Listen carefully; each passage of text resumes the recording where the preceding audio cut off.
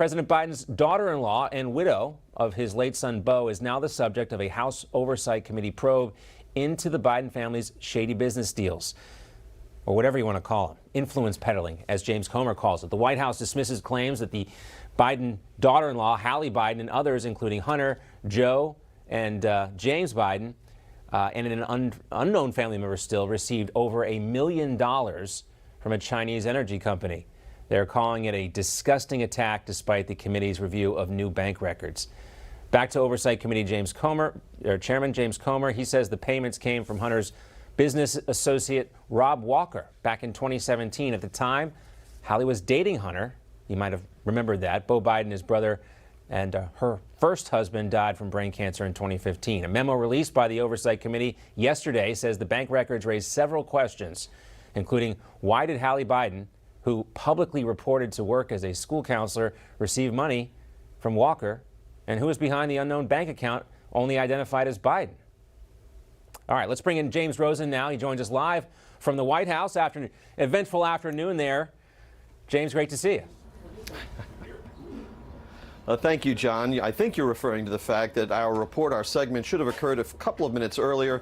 It did not, because I and a number of other journalists and photographers were briefly detained at the Northwest Gate entrance to the White House grounds because of a radiation alert. I'm told this is something that happens periodically. It could be because someone has recently had x-rays and they show up and they trigger the sensors at the Northwest Gate guard shack, if you will. All has been cleared and there's no cause for alarm.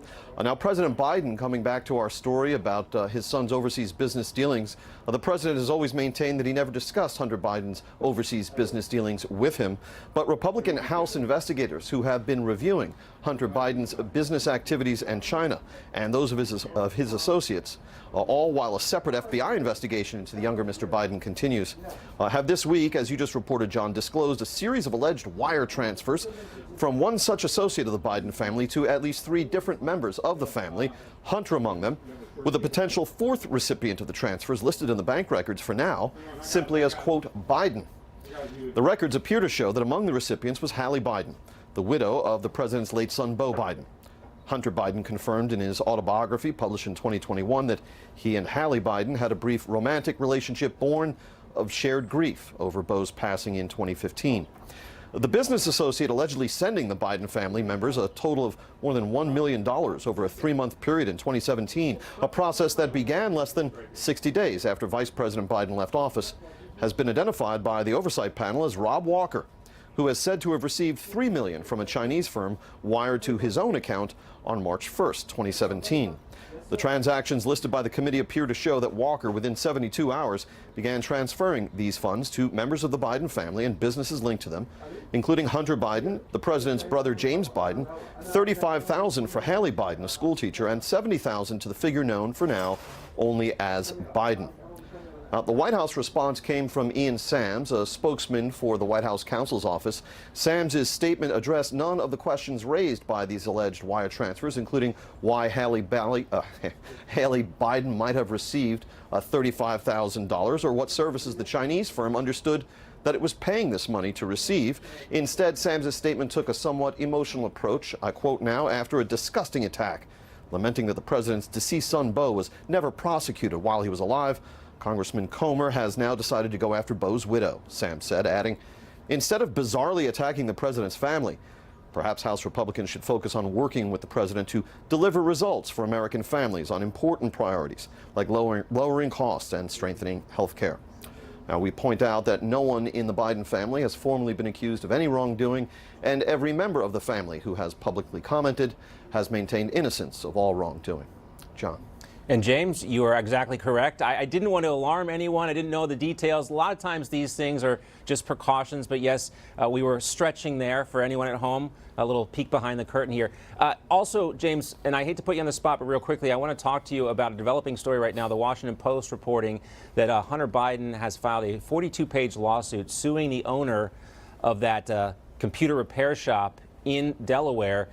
Based on this lawsuit, this would appear to confirm that the White House, or at least Hunter Biden's lawyers, are confirming that the laptop is in fact real. So this is not the first legal action taken recently by Hunter Biden's attorneys. They have sought to open up, if you will, new fronts in this legal battle, even as Hunter Biden himself remains under active FBI criminal investigation focused on his financial affairs. This reporter was the first to break that story, that Hunter Biden was under active FBI criminal investigation. I did so for the Sinclair Broadcast Group in October 2020, 5 days before Election Day.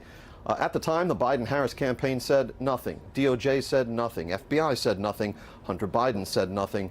And then, of course, after the 2020 election, Hunter Biden stepped forward to acknowledge that he was indeed under active FBI criminal investigation. Our understanding is that that case remains active, that the U.S. Attorney in Delaware has more or less wrapped up his work and submitted his findings to Main Justice, the Department of Justice headquarters here in Washington, and is awaiting some kind of final disposition on the case, which obviously is very politically charged. As for this question of Hunter Biden suing different entities in connection with the laptop that is centrally at the heart of this case, it would seem from simply a legal point of view, putting politics aside, to be an unusual choice, given that he faces wide-ranging investigations right now and probably would not want to see himself placed under deposition in any private litigation. Perhaps he and his attorneys are hoping the relevant parties will settle the matter instead of going to court.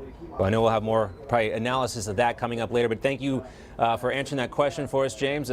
Impromptu request, but I know you were very well versed on this based on your previous reporting. We're glad to have you over here at Newsmax.